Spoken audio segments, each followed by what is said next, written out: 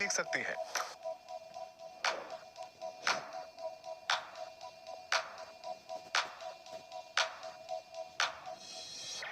इसे sniper lens कहा जाता है और ये अपने अनोखे फंक्शन की वजह से बहुत मशहूर है। हम अक्सर इसका अपने शॉट्स में इस्तेमाल नहीं करते हैं। इसका इस्तेमाल बहुत कम जगहों पर किया जाता है क्योंकि मैक्रो शॉट्स पर एफ वैल्यूज बहुत ज्यादा होती है, इसलिए इसके लिए बहुत सारी लाइट की जरूरत पड़ती है। यहाँ तक कि लेंस के सामने एक एलईडी रिंग भी है। इससे उन एरियाज में जाने में मदद मिलती है जहाँ हम जा नहीं पाते और अलग अलग एंगल्स और शूट नहीं कर पाते, जैसे कि नॉर्वेजियन सैल्मन के अंदर देखना, या एक ट्राउजर और उसकी पिछली जेब देखना, या रेत के दाने देखना, एक स्वेटर देखना, ताश के पत्ते देखना, या एक वैक्यूम क्लीनर जिसे कुछ समय से साफ नहीं किया गया है उसे देखना।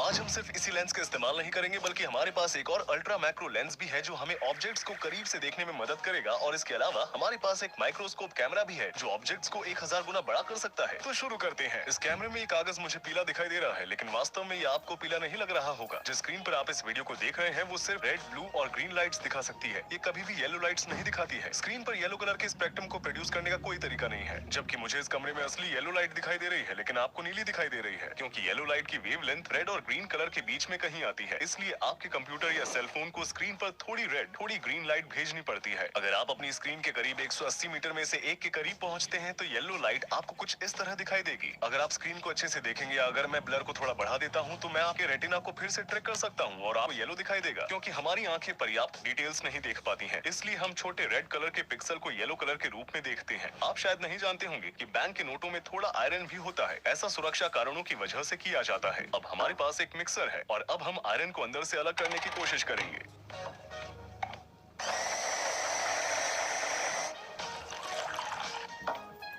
जैसे जैसे मैं मैग्नेट को करीब ला रहा हूँ वो पास आते जा रहे हैं। उसमें लगे आयरन पार्ट्स डिकम्पोज हो चुके हैं। $1 असली है या नकली, ये परखने के लिए भी कई सारे तरीके हैं। अगर हम जॉर्ज वॉशिंगटन पर अपनी उंगली रगड़ते हैं तो हमें आवाज सुनाई देती है। हम थिक टेक्सचर को महसूस कर सकते हैं। इसके अलावा मेरे पास एक आम कागज है। जब मैं इस पर लाइन खींचता हूँ तो ये समान रूप से नहीं फैलती है। लाइन के शुरू होने वाला हिस्सा मोटा है। जब मैं यही लाइन बैंक के नोट पर खींचता हूँ तो ये समान रूप से फैलती है। जैसे जैसे हमने डॉलर को ध्यान से देखा, उस पर जो लाइनें हैं वो एकदम शार्प नहीं है। उसकी इंक इधर उधर बिखरी हुई है। 75% कॉटन और 25% लिनन। फेडरल रिजर्व का कहना है कि नोट का कई सारी जगहों पर प्रसारित होने की वजह से $1 की एवरेज लाइफ 6.5 इयर्स होती है। क्योंकि अब मैं मार्कस का जिक्र कर ही चुका हूँ तो आइए उनमें से एक पर करीब से नजर डालें। मैक्रो स्केल पर मार्कर की नोक पर हरे रंग के पेंट को देखा जा सकता है। पेन्स पर वाकई में आगे की ओर एक बॉल लगा हुआ होता है और जब कोई भी पेन कागज से टच होती है तो बॉल इंक की मदद से कागज को पेंट कर देता है। हम जिन रोजमर्रा की चीजों के बारे में सोचते हैं वो सभी मैक्रो स्केल पर बहुत अलग दिखाई देती है। और ब्रेड, करीब से इसका स्ट्रक्चर कुछ इस तरह दिखाई देता है, लेकिन तब क्या होगा जब इस पर फंगस लग जाएगी।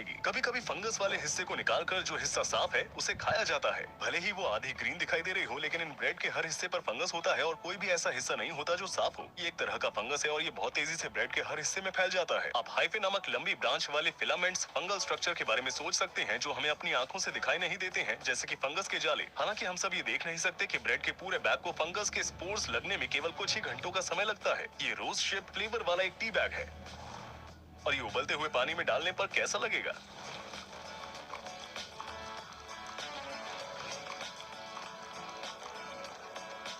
ये एक स्ट्रॉबेरी है। इस पर जो दर्जनों पीले डॉट्स लगे हुए हैं वो इसके बीज हैं और ये अंकुरित होकर नई फसलों को जीवन देंगे। हाल ही में बनाए गए मकड़ी के जाले।